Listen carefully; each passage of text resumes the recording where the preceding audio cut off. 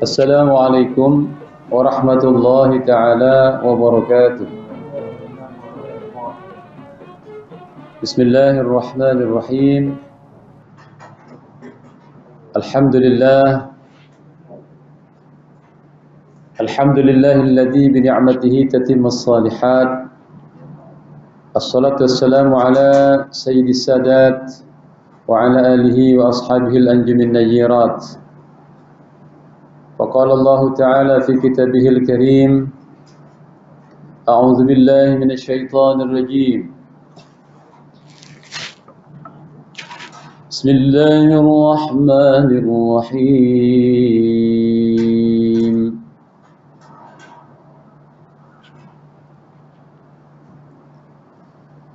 يا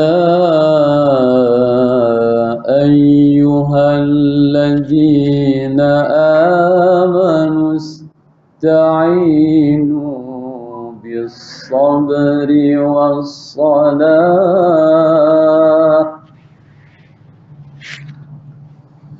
إن الله مع الصابرين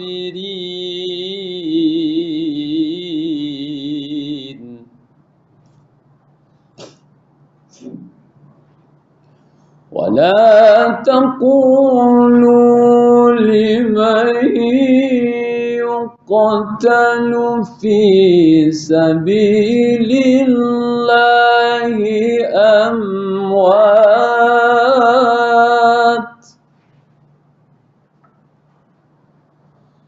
بل أحياء ولكن لا تشعرون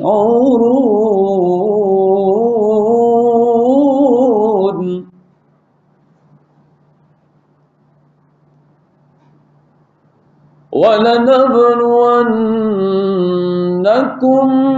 بشيء من الخوف والجوع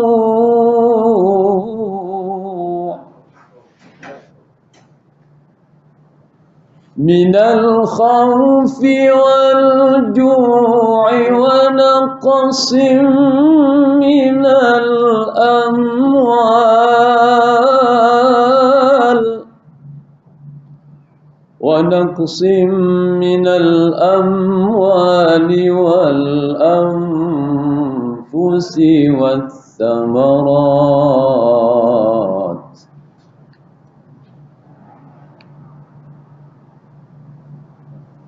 وبشر الصابرين الذين إذا أصابتهم مصيبة قالوا إنا لله وإنا إليه راجعون صدق الله العظيم.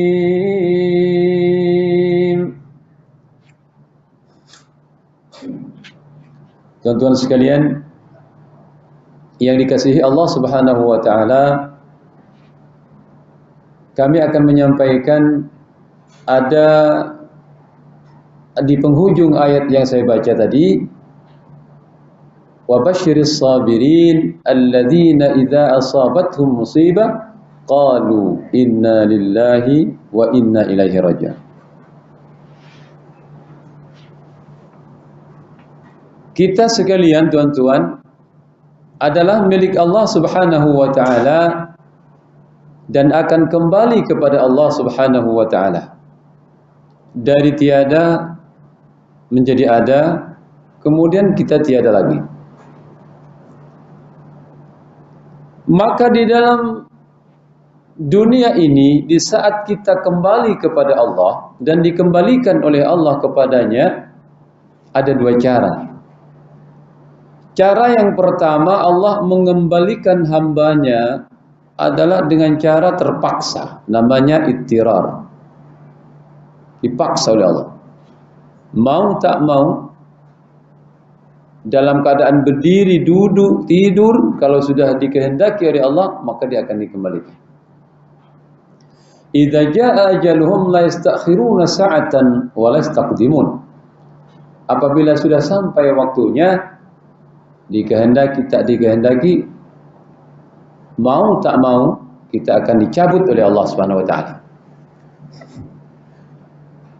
Bila ajal telah tiba, tak dapat ditunda-tunda, karena mati rahasia yang tahu hanyalah Allah. 3 amal menyertai bila anak Adam telah mati, meninggalkan dunia ini untuk menghadap Ilahi. Betul tidak tuan-tuan? Yang pertama, sedekah jariyah. Yang kedua, doa anak ilmu yang manfaat. Yang ketiga, doa anak yang soleh yang selalu mendoakan orang tuanya. Jadi kita dipaksa oleh Allah Subhanahu wa taala, tak dapat maju, tak boleh mundur. Kalau sudah sampai waktunya dicabut. Ini yang pertama. Cara kita menghadap Allah Subhanahu wa taala. Maka kewajiban yang pertama apabila kita sudah wafat, sudah mati, meninggalkan dunia ini apa tuan-tuan? Kewajiban kita yang pertama oleh yang hidup fardu kifayah. Setelah kita wafat, yang pertama adalah dimandikan. Dimandikan tuan-tuan sekalian dengan air yang bersih, yang suci. Setelah dimandikan, lalu kita dibungkus, dikafani. Dan yang ketiga, setelah dikafani, apa kewajiban bagi yang hidup terhadap yang mati? Mensolati. Setelah disolatkan, kemudian kita dibawa kemana? Ditanam atau dikuburkan, dikebumikan. Itulah teman-teman sekalian, singkat hidup ini. Lalu ada orang yang memang kembali kepada Allah sebelum dikembalikan. Dia sudah bersiap-siap kembali kepada Allah, dan dimanapun dan kapanpun, baik dalam keadaan berdiri, duduk, tidur, dia sudah siap. Namanya mati ikhtiari. Dia sudah berusaha mati sebelum mati. Apa kewajibannya? Sama teman sekalian. Bagi kita yang nak mati sebelum mati dan berusaha mati sebelum mati, kalau tadinya kita yang belum dikehendaki oleh Allah, tak berkehendak, kita akan mati menghadap Allah, dipaksa oleh Allah dan kita terpaksa mati, yang pertama dimandikan. Nah, orang yang berusaha mati sebelum mati, yang namanya ikhtiar itu ialah pertama juga dimandikan. Mandi dan sekalian. Tapi mandinya bukan dengan air suci yang bersih, tetapi mandi dengan mandi air taubat. Mandi dengan taubat. Kita di tengah malam, dimanapun kita berada, beristighfar, ya Allah, ampunkan dosa-dosa kami, ya Allah. Ini ya orang-orang yang nak siap-siap untuk mati sebelum mati. Ya Allah, betapa kami banyak dosa, ya Allah. Mulai dari awal hidup ini tak terkira banyaknya. Kata Said, ya siapa itu pesyair bujangga Muslim, Abu Nawas, dzunubi mithlu a'dadir rimali. Dosaku, ya Allah, bagaikan tumpukan pasir di tepi pantai. Dzunubi mithlu a'dadir rimali, fahabli taubatan ya dzal jalali. Ya Allah, ampuni. Terima kasih, terimalah. Terima kasih. Terimalah doa taubat kami, ya Allah. Fahabli taubatan. Ampunilah, terimalah taubat kami ya Allah. Dosa kami bertumpuk-tumpuk, berjuta-juta, bagaikan tak terhitung jumlahnya, bagaikan pasir di tepi pantai, di tepi lautan. Maka ampuni dosa kami ya Allah. Terima taubatku ya Allah. Wa umri naqisun fi kulli yaumin wa dhanbi zaidun kaifa ihtimali. Wa umurku ya Allah naqis, berkurang. Fi kulli yaumin, setiap hari, semakin hari semakin berkurang, semakin hari semakin berkurang. Wa dzambi zaidun, sedangkan dosa-dosa kami semakin bertambah ya Allah. Itu yang pertama bertaubat, nangis di tengah malam. Inilah salah satu cara untuk Allah mengembalikan murkanya. Ketika Allah sudah tak kuat, nak murka, nak marah, menghancurkan suatu tempat, suatu daerah, ditengok, disuruh al-falah, pukul 3, pukul 2 malam, pukul 4 masih ada orang yang tahajud, yang beristighfar, memohon ampun kepada Allah. Ya Rabb, ampuni dosa kami ya Rabb. Umur kami semakin hari semakin berkurang, sedangkan dosa kami semakin hari semakin banyak. Ampuni ya Allah, baik dosa kami yang lalu ataupun barangkali ada yang akan datang ya Rabb. Ini yang pertama tentunya yang dilakukan orang yang betul-betul berharap mati. Sebelum mati sudah siap-siap sekali. Ini cara yang kedua. Maksudnya tadi kalau dimandikan, yang pertama dipaksa oleh Allah dalam keadaan harus mati. Caranya dimandikan dengan air suci. Maka yang ini, orang yang sudah siap-siap mati sebelum mati, ialah bersiap-siap bertaubat, bermandikan taubat.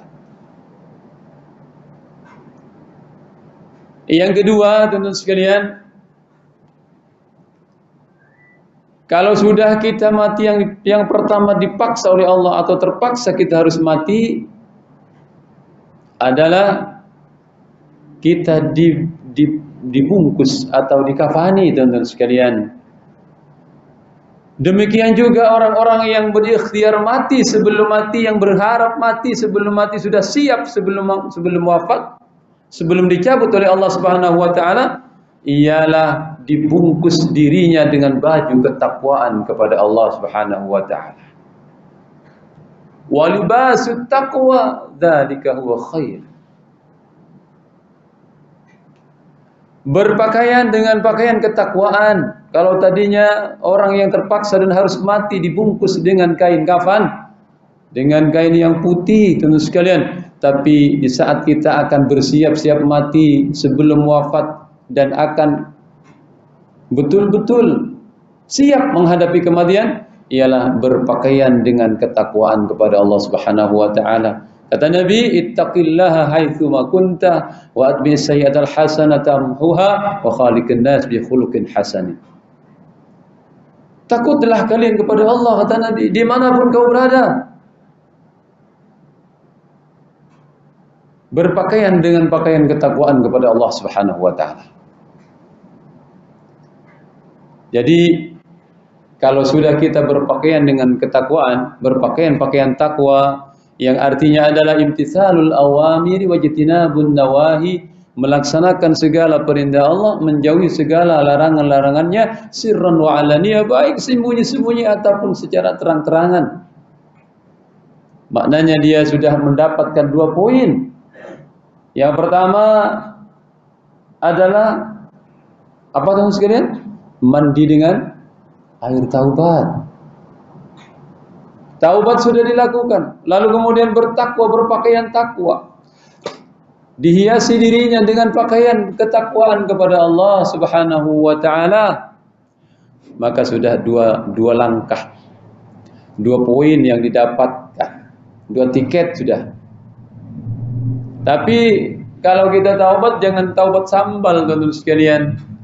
Sudah melakukan, lalu kemudian diulang kembali, melakukan, sudah taubat ya Allah, lalu kemudian melakukan lagi, namanya taubat sambal.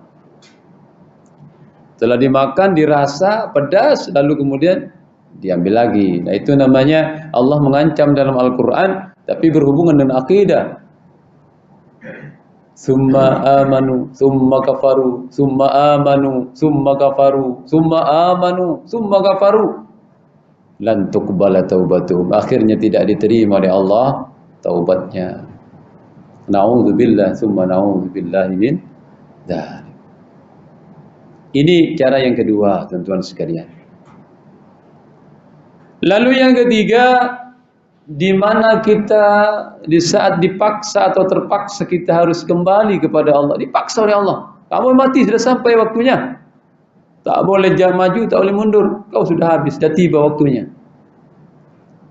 Maka harus disolati, disembahyangkan, disembahyangi, teman-teman sekalian. Nah, kewajiban ketiga orang yang nak siap mati sebelum mati, teman-teman sekalian, ialah selalu berzikir kepada Allah, selalu mengingat Allah. Utamanya salat adalah zikir. Aqimus salata li dzikri, kerjakan salat, dirikan salat karena semata-mata untuk ingat kepada. Nah, salat adalah zikir. Jadi salat ini adalah zikir yang terbesar, adalah merupakan wujud zikir yang paling tak boleh ditinggalkan. Dan terus sekalian, perintah Allah yang tak boleh ditawar-tawar. Jadi kalau salat ini zikir, ketika kita sembahyang, maka kita tak boleh mengingat selain Allah Subhanahu wa taala. Diingat kita sedang salat, kita diawasi oleh Allah Subhanahu wa taala.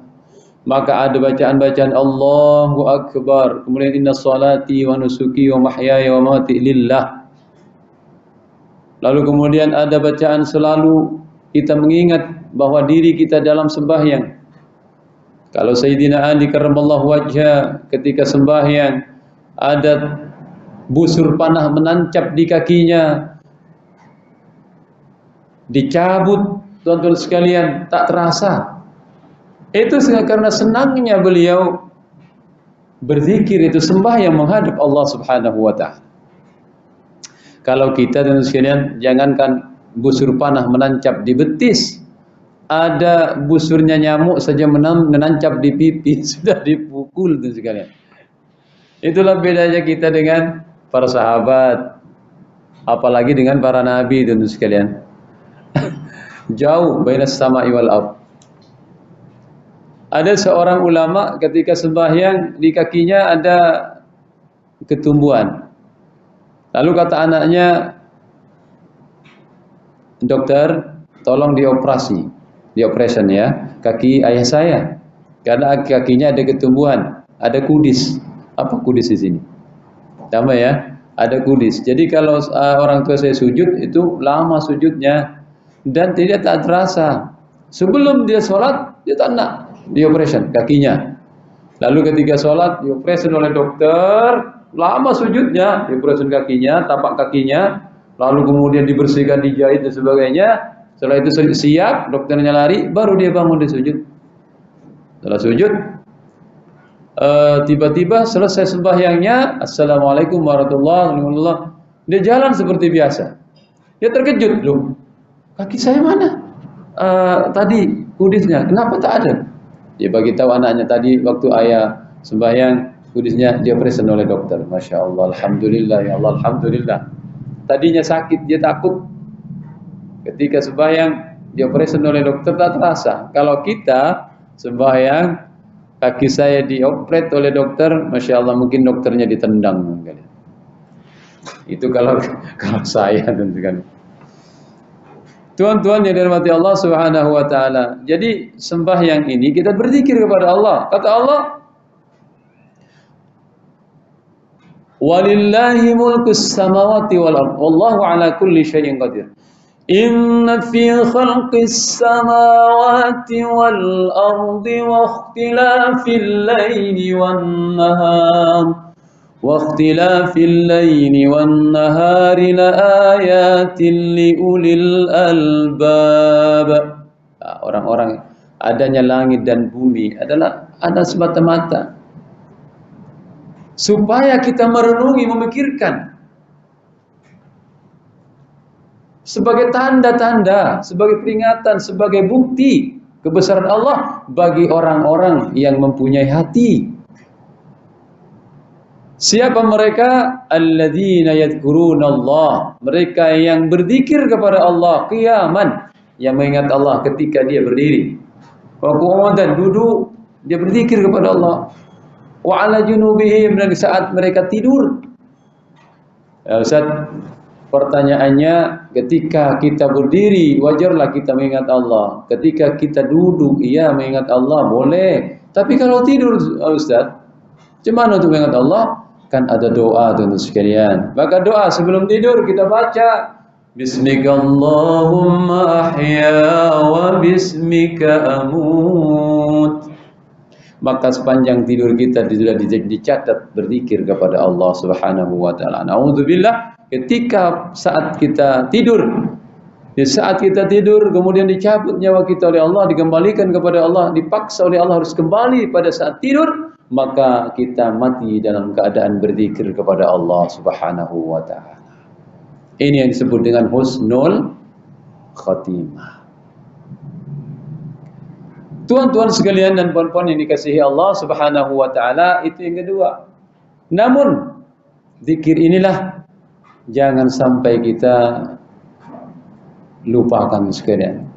Berkali-kali saya sampaikan, ketika nafas kita keluar Allah, ketika menghirup nafas kita Allah, keluar nafas kita hembuskan dengan menyebut Allah, tarik nafas kita Allah. Ketika kita dicabut oleh Allah dalam keadaan nafas kita tertarik, maka kita mati dengan membawa nama Allah Subhanahu wa taala, bersama Allah Subhanahu wa taala.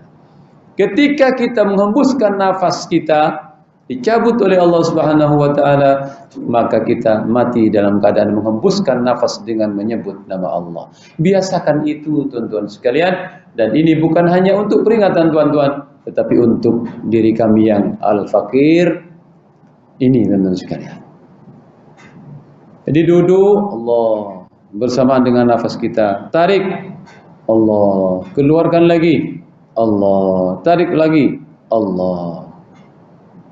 Qiyaman wa qu'udan wa 'ala junub. Tuan-tuan yang kasih Allah Subhanahu wa taala, lalu yang ketiga, setelah kita mati, maksudnya dipaksa oleh Allah dalam keadaan bagaimanapun dan macam manapun kita harus mati, diambil oleh malaikat Israel yang diperintahkan oleh Allah Subhanahu wa taala mencabut nyawa kita. Kewajiban yang terakhir adalah menguburkan, mengebumikan, menanam kita. Kita sudah mati, ditanam. Itu yang terakhir teman sekalian.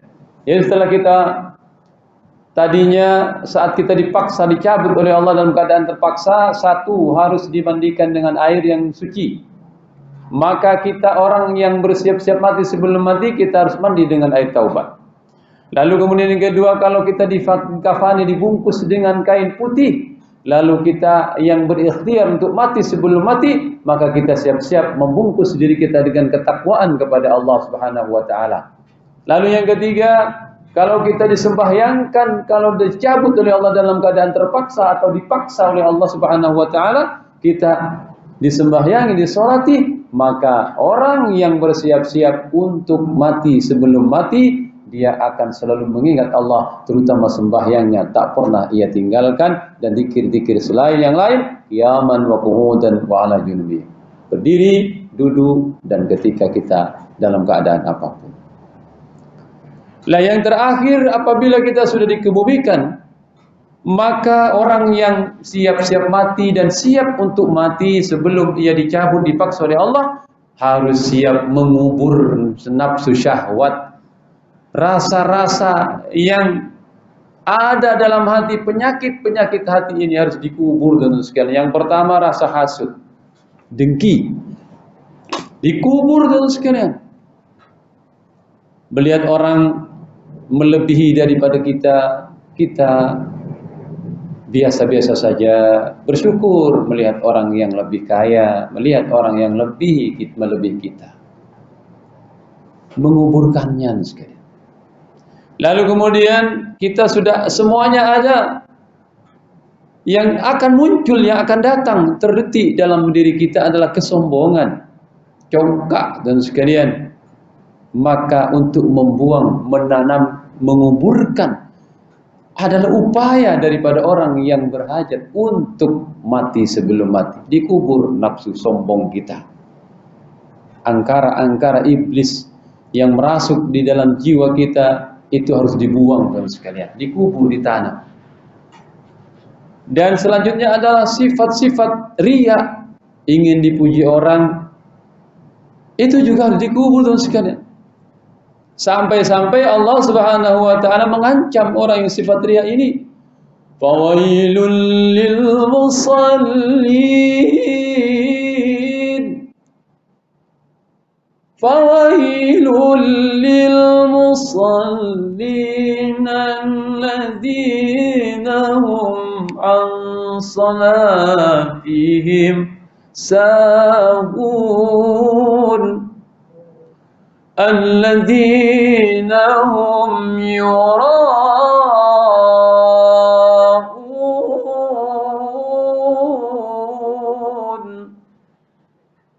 Celaka, kata Allah,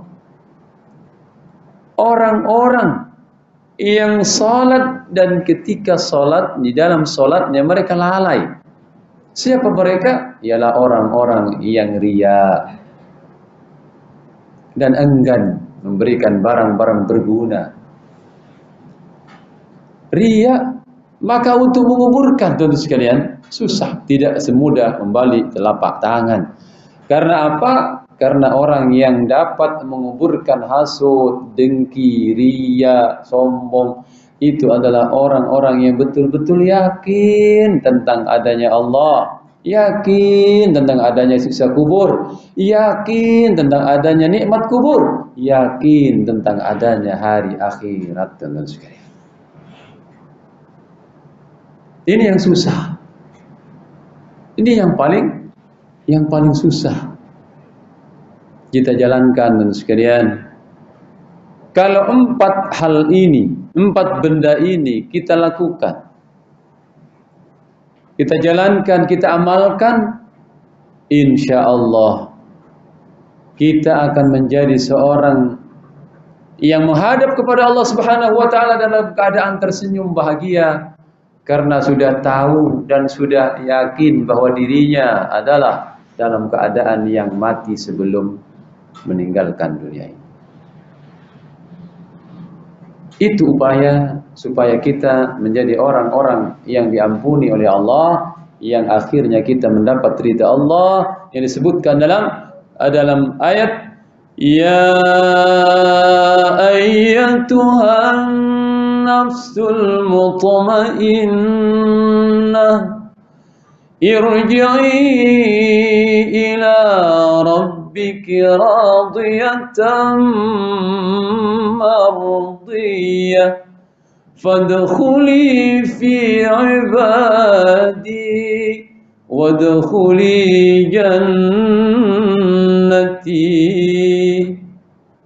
Ya wahai nafsu yang tenang, jiwa yang tenang, kembalilah kau kepada Tuhanmu dengan ridha dan diridhai.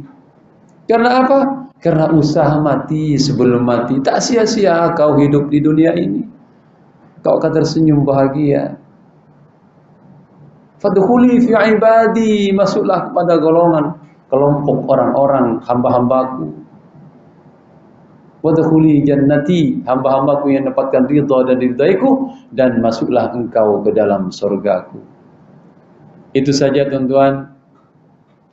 Kalau ini diamalkan, insyaallah kita akan mendapatkan kebahagiaan dunia dan akhirat. Terlalu banyak, insyaallah kita penting juga untuk mengamalkannya. Jadi kesimpulannya adalah kita harus siap-siap sebelum ajal dicabut, sebelum Allah menyabut nyawa kita. Satu, kita harus bertaubat. Yang kedua, kita harus bertakwa kepada Allah. Yang ketiga, kita harus siap-siap senantiasa sembahyang 5 waktu dan berzikir kepada Allah dimanapun kita berada. Yang terakhir, kita harus siap-siap menguburkan perasaan-perasaan sifat-sifat syaitani yang ada di dalam diri kita. Itu saja yang dapat kami sampaikan. Kurang lebihnya mohon maaf. Terima kasih atas segala perhatian. Mohon maaf atas segala kesilapan dan kesalahan. Apabila ada benarnya dari Allah Subhanahu wa taala, apabila ada yang salah dan silap adalah dari kejahilan kami sendiri. Allahumma waffiq ila aqwamit thoriq. Wassalamualaikum warahmatullahi wabarakatuh. Bismillahirrahmanirrahim. Alhamdulillahirabbil alamin. Arrahmanirrahim. Maliki yaumiddin. Iyyaka na'budu wa iyyaka nasta'in. Shiratal mustaqim. Shiratal ladzina an'amta 'alaihim ghairil maghdubi 'alaihim waladdallin. Amin.